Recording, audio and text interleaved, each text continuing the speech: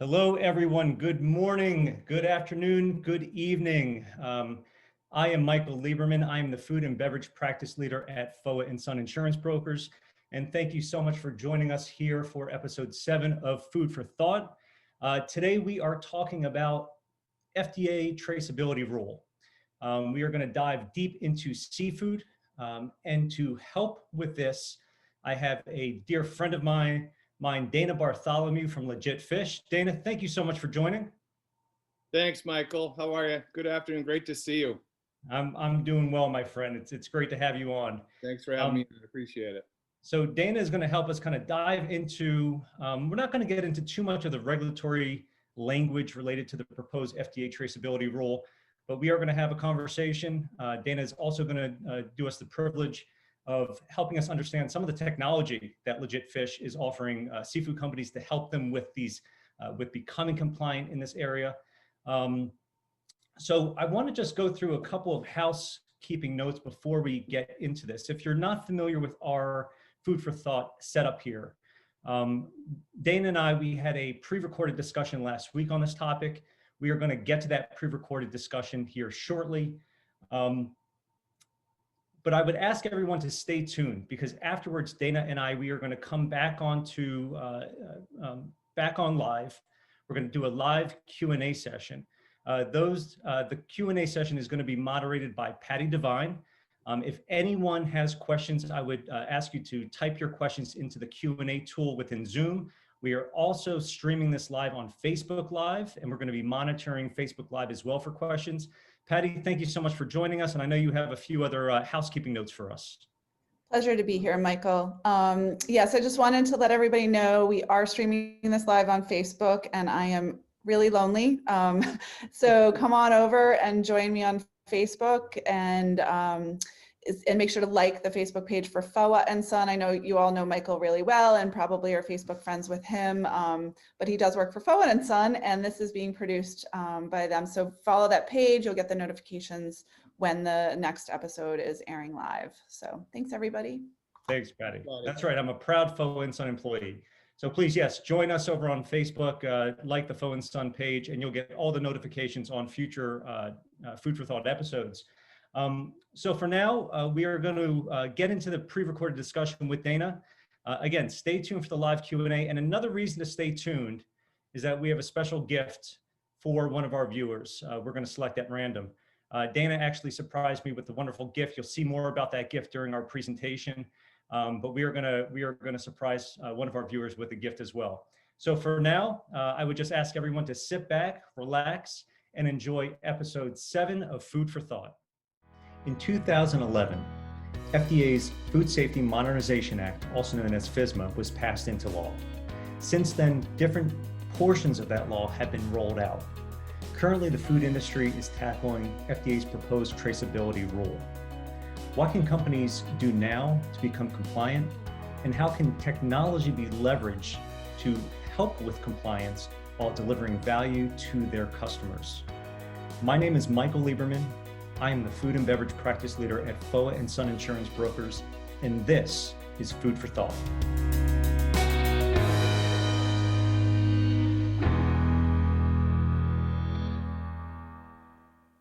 It's been a tradition here on Food for Thought to surprise our guest with a gift. Not this time. Our guest, Dana Bartholomew, wanted to surprise me with a gift.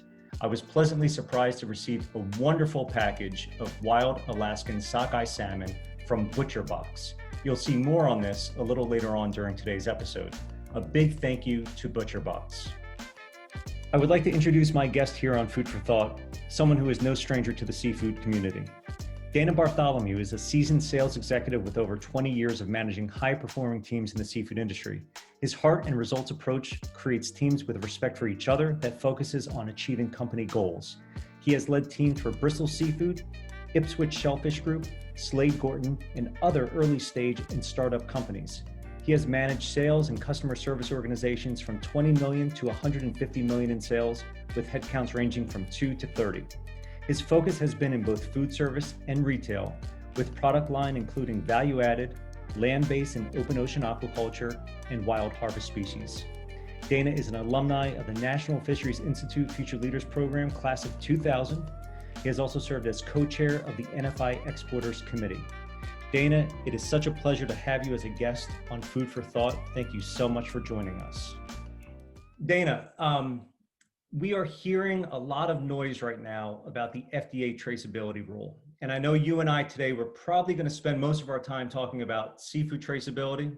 In the seafood industry, we're kind of referring to this as the seafood traceability rule. But this rule is really under the umbrella of FSMA, right? The Food Safety Modernization Act. Right. And this traceability rule is something that pertains to more than just seafood. So I think there's value to non-seafood companies if they're listening to our discussion today. I think there's some value for them to listen to this. But we are going to focus in on fish and seafood. So I guess for the purpose of framing our discussion, could you tell the audience, kind of give an overview of what is this traceability rule and what are some of the issues that companies are facing in order to comply with this new regulation? Sure. Yeah. So why don't we start with sort of what problems are we trying to solve, right? And I'll start right now with seafood, but you're absolutely right. You know, the regulation that is proposed is really for all food products. It's cheese. It's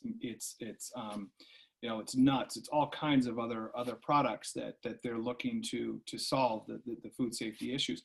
But in terms of seafood, you know, it's fraud. It's illegal fishing. It's transshipment of products from country to country without verification of origins.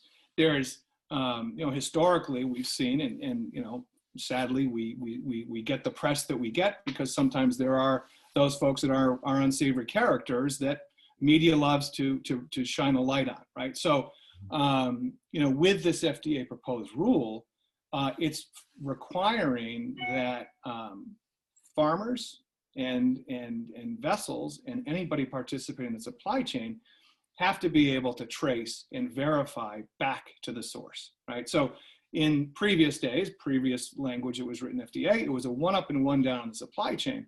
This is really driving the shift all the way back to authentication and verification of that seafood product. Got it.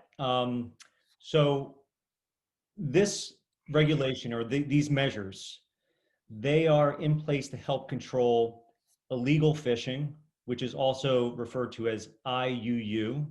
It's illegal, unreported and underreported. Unreported and underreported. So IUU, fraud, adulteration. We're also hearing a lot about blockchain, right? So is blockchain the solution? Is blockchain part of the solution? What are your thoughts there? So I think the short answer is anybody participating in solving these problems is part of the solution, right? And so, we've been hearing, blockchain is going to be the silver bullet that cures all woes, right? Whether that be in diamonds or whether that be in fish. There was the National Fisheries Institute, who we're members of, and I know you guys are as well. They ran a blockchain study on both wild capture and farmed species to identify and try to really test the blockchain sort of solution to see how it would work, right? And really to understand it from a practical sense in both of those, both wild and farm capture. And what they identified is that there's some gaps, right? It's pretty good, right? It solves some of the problems, but there's some challenges. One is, it's a whole new language. It's new technology. Many cases, the participants in the seafood supply chain are not fully digitized. They don't have electronic connections to all of their data and their product. So that's a challenge. And the other thing is blockchain is really as good as the information that enters the beginning part of the chain, right? So think of this, right? You watched Ozark? I sure do. I'm ready for season 4. Is it season 4 coming out, right? Season 4. I just finished the last episode. What a great finish to season 3, right? It's an amazing series. So I digress. But anyway, Jason Bateman is amazing. He really is. Great actor. Incredible, right? So So back to the blockchain. Navarro cartel uses a bank, okay? You and I both use a bank, right? I know where my money's coming from. You know where your money's coming from, right? And I know the origins of my money. You can actually see where that money's coming from if you were to look, right? With Navarro, you don't really know. Right. So how do you authenticate and verify the origins of any product that's going to enter that blockchain solution? Because blockchain is defined by Merriam-Webster. I will read this because I wasn't going to have to memorize it. It's You're allowed to read. am I allowed to? Good. A digital database containing information, okay, such as records and financial transactions that can be simultaneously used and shared within a large, decentralized, publicly accessible network, okay? Doesn't say anything about verifying what is in there. It's just a super secure way to share data with your participants. So once information goes in, and that information could be not the correct information, right? Yeah, mistakes happen. But once it's in the system, it can't be altered. That's right. But it all depends on who's putting that information in, and is that verified information. That's right. Where it can go wrong. Got it. That's right. And we do know there are people who, I mean, in part of the NFI study was you can have a fat thumb, right? If you hit 2 zeros instead of 1 0, that's a mistake. And if I, as the second receiver of that data, confirm it, guess what? That's locked and loaded for all time, right? We also know there's unsavory characters who do things the wrong way, right? So if I am in cahoots with you and you're the second person in the node, guess what? That will travel through as well. So it is part of the solution, right? Because I know there are companies who have adopted blockchain and it makes sense, but it's got to be good data in, right, good data out. Well, let's talk a little bit about the claims that are being made on seafood packaging, Mm-hmm. right? Yes, we are talking about regulatory compliance, but at the same time, consumers are demanding more transparency about the products that they are purchasing, the products that they are consuming, right? Right. So how does anyone within the supply chain, whether it be an importer or all the way down to the consumer who's buying that product at a store, how do they know that the claims being made on the packaging are legit? No pun intended for legit fish, but how do they know that those claims are legit? And what are some of the examples of the claims that are being made on seafood packaging that need to have some, not some level, but need to be verified? Mm. Yeah, that's a great question, Michael. And quite honestly, if unless you have, the short answer is you don't really know. Okay. And what happens is in many cases, suppliers and customers rely on each other for honesty and integrity to do the right thing. Okay. And that's part of business, right? I mean, we've been in this business long enough. We kind of know the good players, right? We know the players who might not, kind of maybe are in the gray area. We know those that are doing the wrong things because it's very easy to see. But what really needs to happen is through tools like Legit Fish and others is implementing and applying the technology and the rigor of the verification and authentication of source and data and facts that then reside and flow with that product through the supply chain. So we're one solution, right, that is authenticating and verifying that data by connecting vessel to first receiver, then to government record, verifying that they all tie, then to primary processor, checking mass balance to make sure that the product, 100,000 pounds, actually equals 100,000 pounds. And then from there, tying and bundling that product so it enters the supply chain, right? So without a true digital connection to the source, it's very hard to tell. So when thinking about traceability, the old guard is, as you mentioned previously, one up, one back, right? That's the old way of thinking. Yep. Based on what you're telling me, there's absolutely a new sheriff in town. There needs to be a new way of thinking. It's got to go much deeper than just one forward, one back. And that may sound like a lot of work to seafood executives. Mm-hmm. So maybe to put this in the best light, what's the benefit of spending time in going deeper, right? Yeah. What's the benefit of doing this? How can it de-risk operations? That's good. So let's talk about a scenario that was non-seafood. Okay, and let me sort of get back to some of what your questions about where's this coming from. But so the deputy director of the FDA is Frank Yanis, and Frank used to run quality and food safety at Walmart. And the impetus sort of for this new, of course, he's one person in a very large organization, but he had a specific experience. Remember back, this is probably 3-4 years ago, when you could get no romaine lettuce at your Chipotle.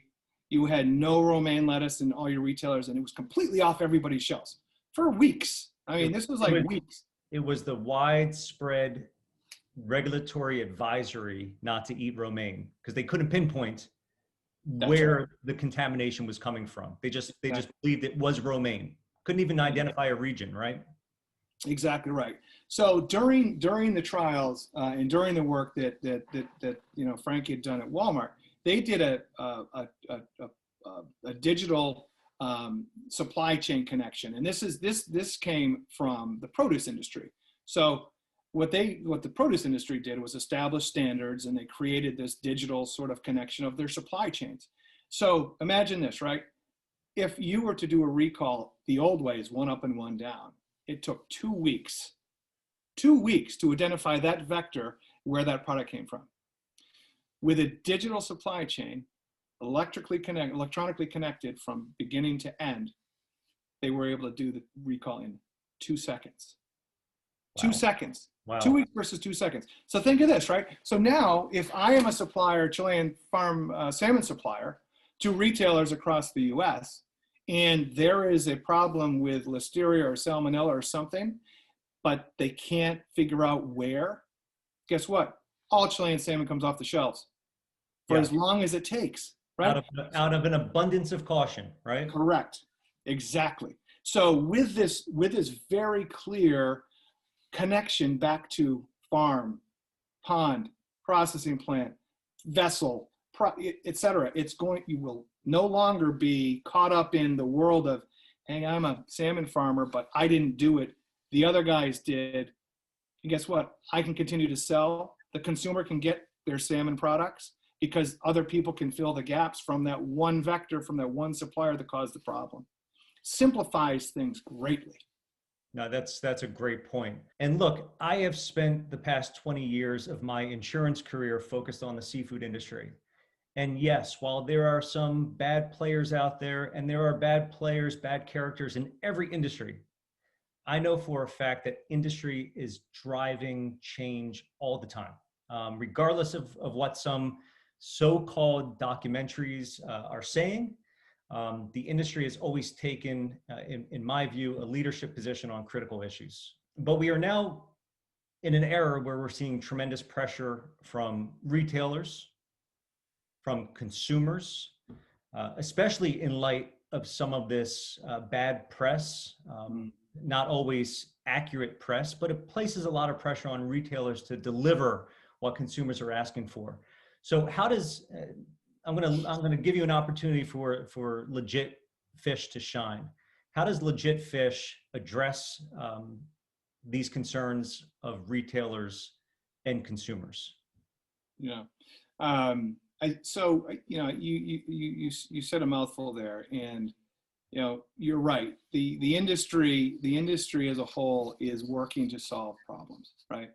And there are technologies like Legit Fish who can help solve these problems, right? So specifically, with Legit Fish, we are a patented technology that is verifying and authenticating the origins of seafood, the provenance of seafood.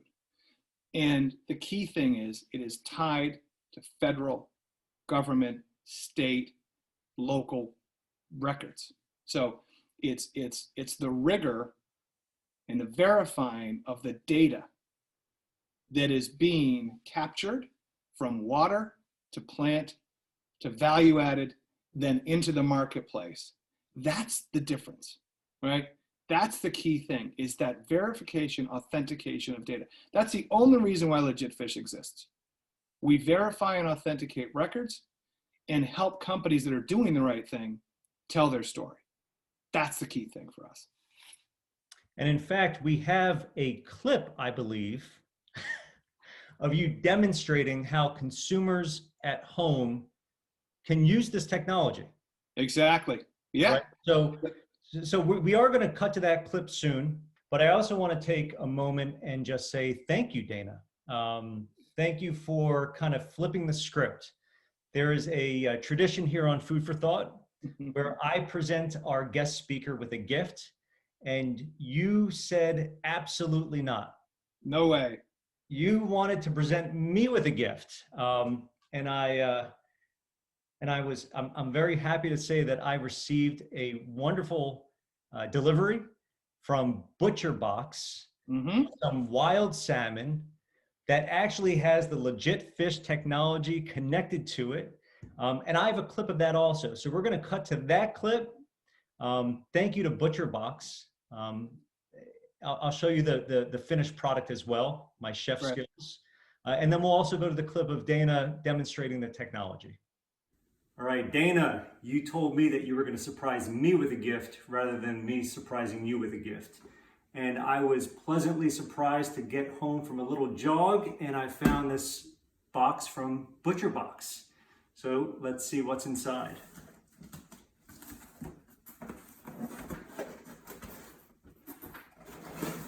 It is nice and cold. That's a good thing. Plenty of dry ice. And look at this. We have some beautiful wild caught Alaskan sockeye salmon.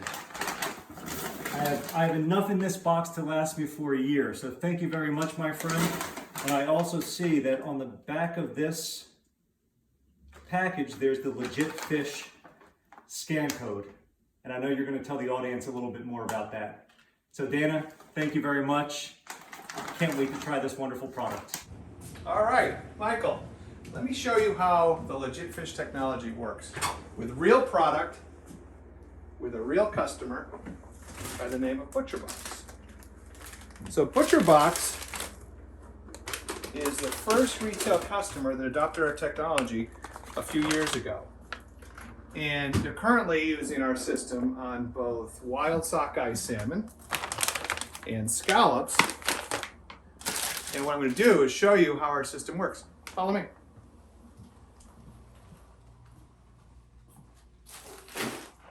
So you can see on the packages, we have our Legit Fish basic data, both here and here. Okay. And it shows the species, the stock area, the river system, in this case for the salmon, where it came from, the landing date of that product, the portion, and then also the lot trace data. So what I'm going to show you is how the QR code trace data works with a simple iPhone application. Okay, I don't know if you can see that, how it scans, and it pops up here. And this is the information that ties together all of the supply chain of where that product came from. So it was fished in the channel, it's a channel scallop, 1020, landed on December 15th, 2020. The vessel was Ocean Leader, landed in the port of New Bedford, and the fishing stock area is Georges Bank. So if you were to do the same thing with salmon, it would show the river system, it would show the vessels or the tender, and all that same information. The other thing we have is other hyperlinks that bring you to the sustainability of the fishery or other content such as recipes and menus, those sorts of things that we can build. So that's how it works.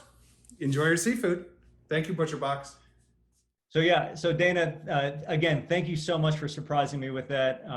It was absolutely delicious. I'm now a believer in ButcherBox. Tell us a little bit more about ButcherBox, if you will. Yeah, so first of all, I'm glad you love it. It's a wild sockeye salmon, and you did a nice job cooking it, by the way. I'll be down to. And you know what I found really helpful? I mean, I like to kind of throw together my own recipes. I find preparing seafood is actually very simple. It's not very complex as some people make it out to be. It's very simple. But I really enjoyed the recipes that ButcherBox makes available to their customers. There was a number of recipes I could look up and just go to make a wonderful meal. So that was really great. Yeah. They're a terrific company to work with. They're actually our first adopter of the Legit Fish technology on the retail side of the business, and they're one of the top marketers of direct-to-consumer meat, seafoods, really on the planet. Continue to grow like leaps and bounds, and they've fully embraced the authentication and verification tools that we've provided to them, and I think their consumers value it, certainly based on the trajectory of their sales. They value it. So they've been a terrific partner to work with, and glad you enjoy their food. Well, thank you so much for that surprise. And again, thanks to ButcherBox. So Dana, I'll put you on the spot for a closing statement. A number of the companies who are watching this today, they may be at totally different stages within their traceability journey. What advice would you leave them with?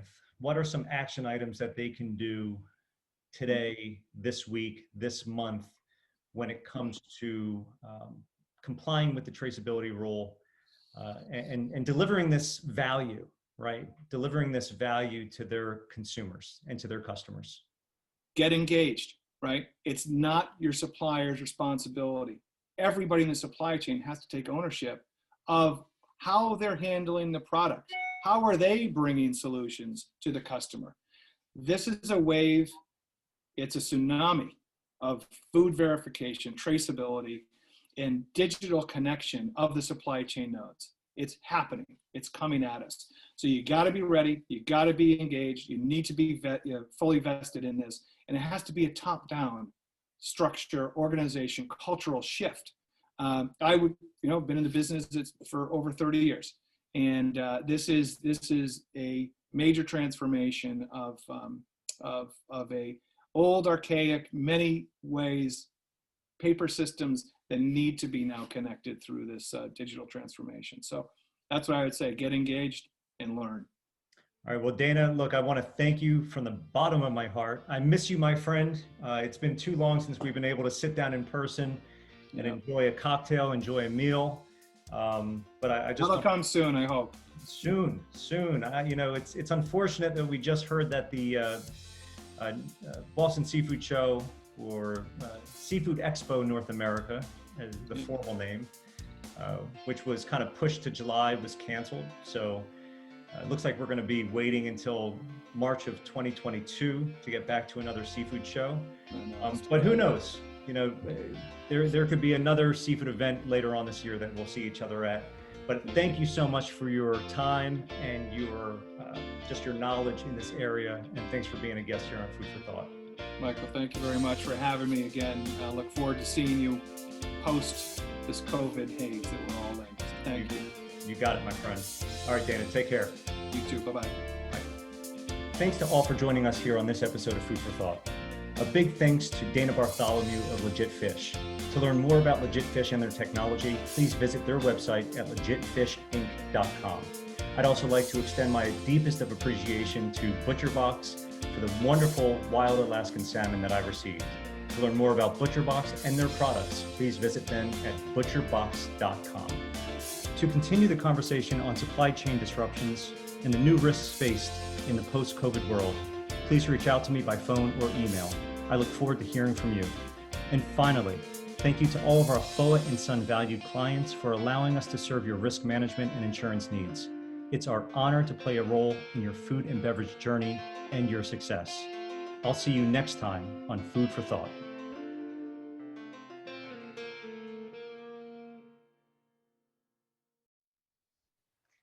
You know, Dan, I just noticed, this is the first time I watched our discussion, and they cut my cooking skills out of the edited version.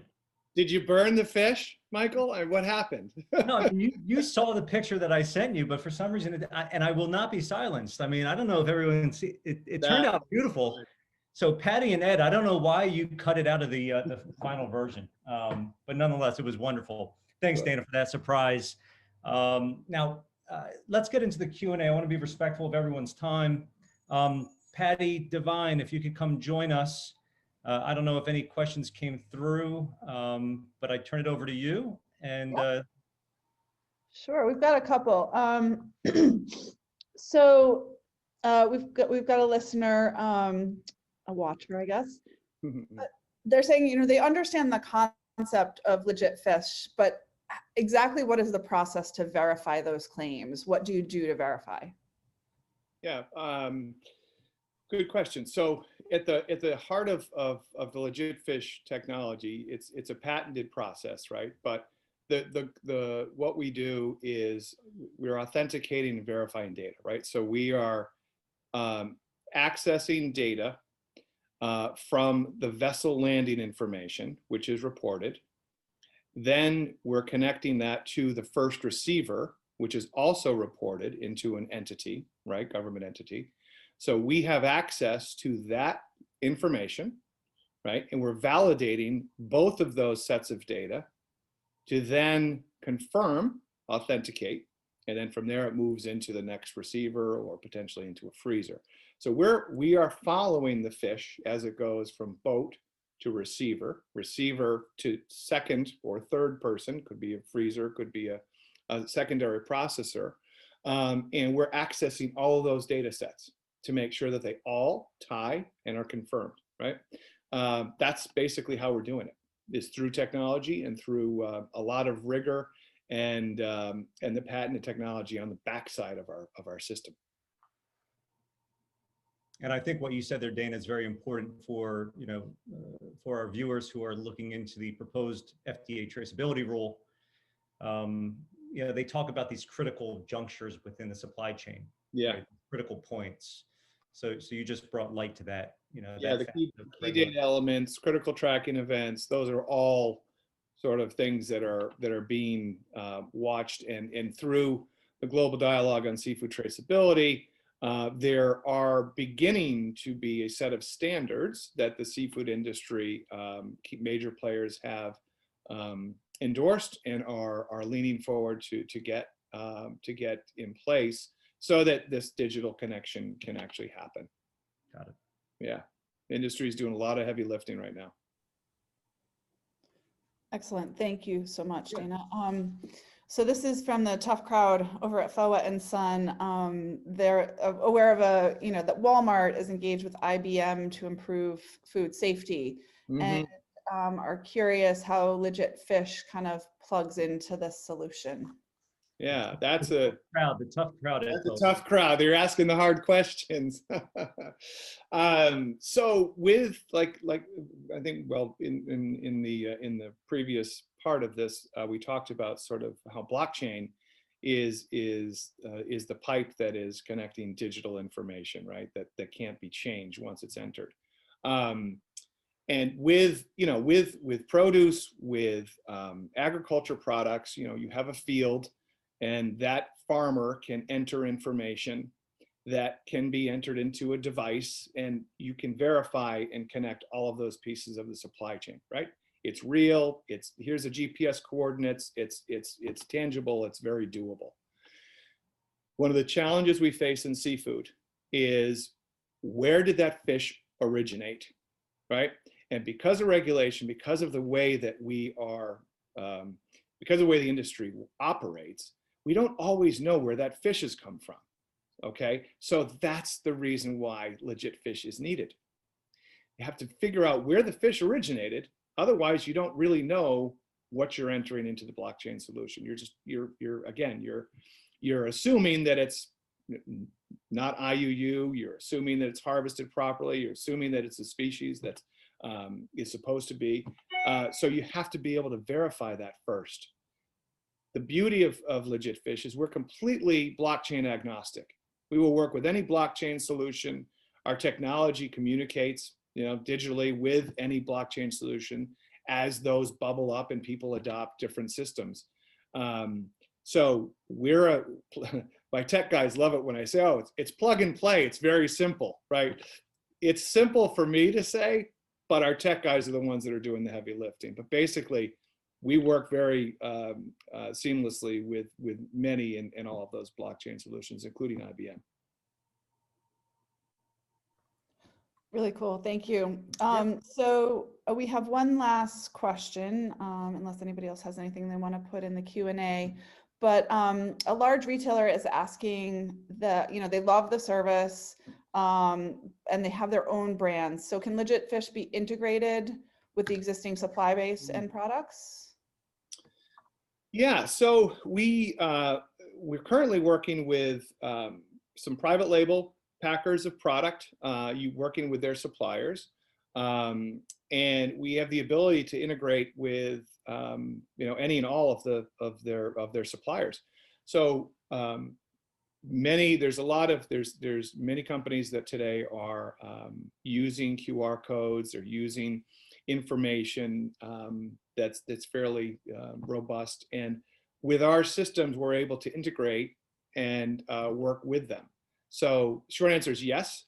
What we would do is we would engage with them, share with them sort of the work that we do behind the scenes, the technology connections, and then engage their supply base and work with them to bring it to marketplace. So yeah, we can do that. Dana, you made my job here on this Q&A very easy. I got to sit back and just relax and listen to you. Happy to help, Michael.